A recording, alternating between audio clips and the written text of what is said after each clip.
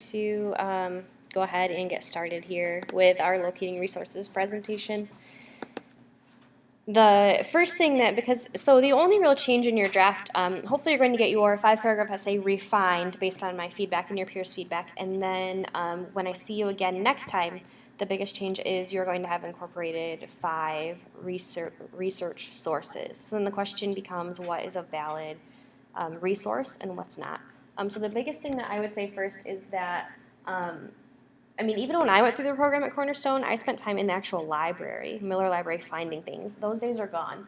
And it can be advantageous because the internet is this huge wealth of information, but it's also a huge wealth of crap.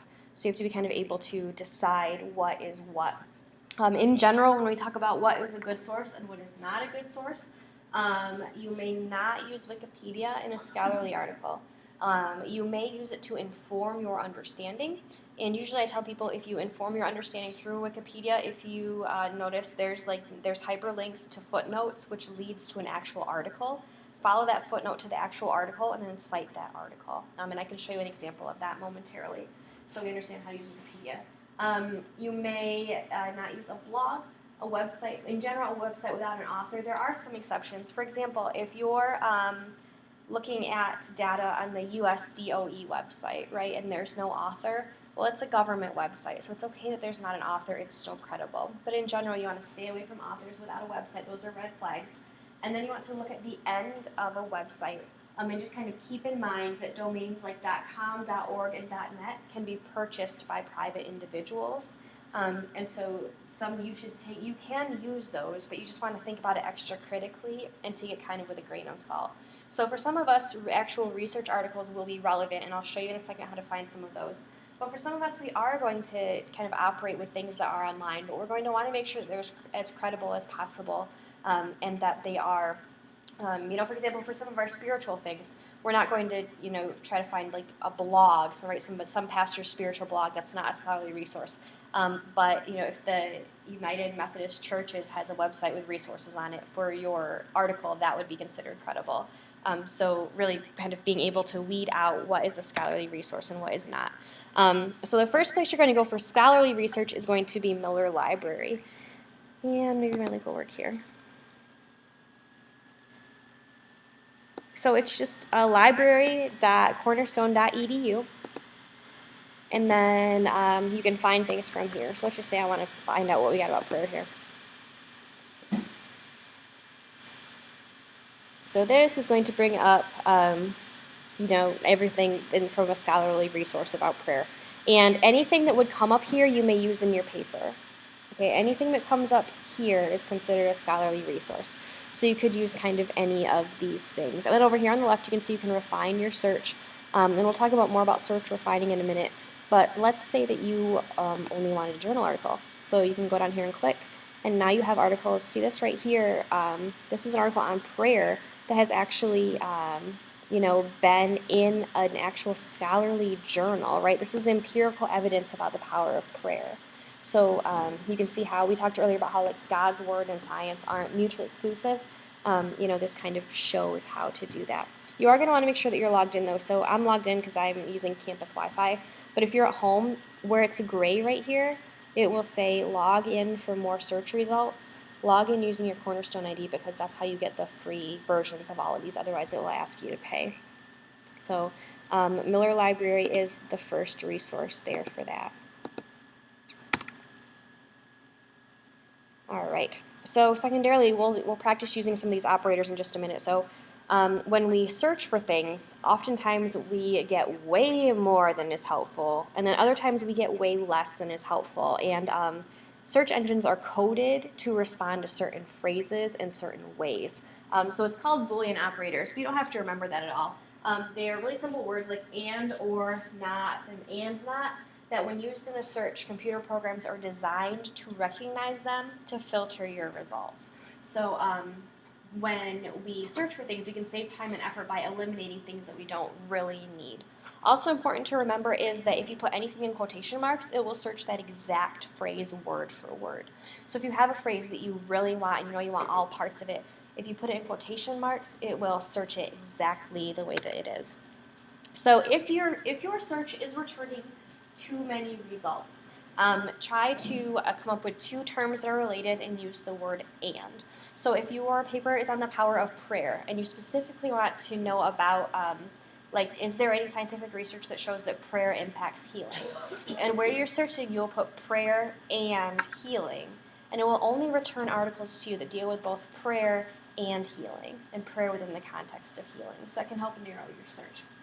So for example, if we search the stock market, if we just type in stock market, we're going to get tons of stuff. But if we search stock market and trading, we're only going to get specific results like stock market trading, trading on the stock market, those kinds of things. So it's going to help us narrow our search quite a bit just by using the word and. Okay. Also, not. I've often used not. So if we are, for example, if we're searching like Mexico, if you just type in Mexico in general, you're going to get a ton of stuff. It might be on tourism, it might be on all kinds of different things. But if I want to research the history of Mexico and not the tourism side, and I'm not trying to book a vacation, I might do like Mexico not tourism, Mexico not vacation, those kinds of things. So if you're seeing, and really a lot of times for me this comes out of like I'm seeing things get returned to me. So if I'm in my search and I'm like, man, this is not what I'm looking for, and it's all the same kind of what I'm not looking for, then I know what to put the not in there, okay? Sometimes you don't get enough results, and you need more results. To broaden your search, you can use or. I think most of the time I find myself narrowing and not broadening, but if you, sometimes you start too specific and you cast too small of a net, and you can like make your net bigger by using or as a search term. And then, so if you want to look up like pollution and its effect on the environment, you can look up ecology or pollution, and it will return articles that talk about everything about ecology and everything about pollution. You can see how that pool would be pretty big, right? So you kind of want to be a little bit cautious when you're expanding your search. Other ways to narrow your search are to use parentheses, and then also use quotation marks like we talked about earlier. That gets really specific.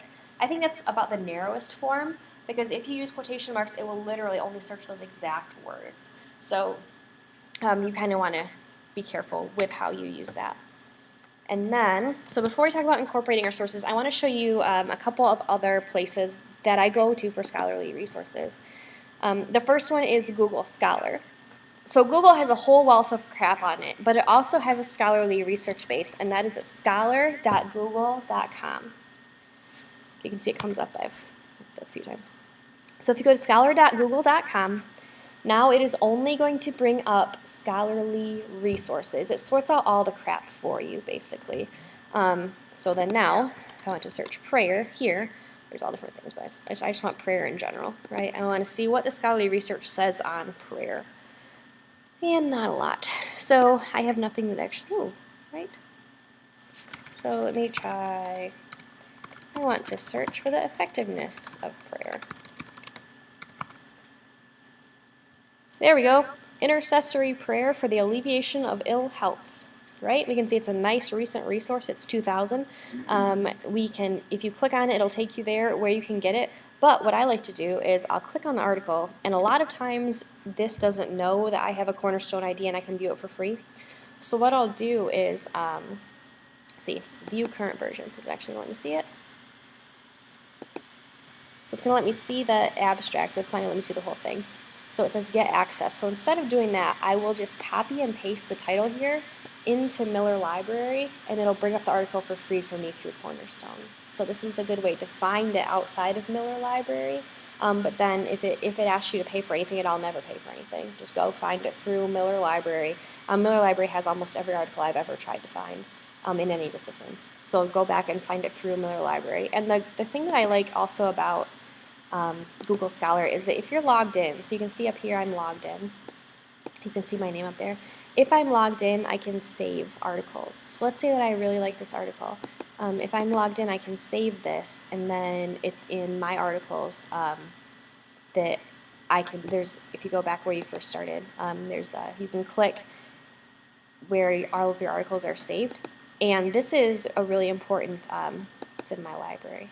This becomes very important because it tricks you and it makes it look like you can do it in Miller Library too, but it's only saved per use. So as soon as you log out of Miller Library's website, all that is gone.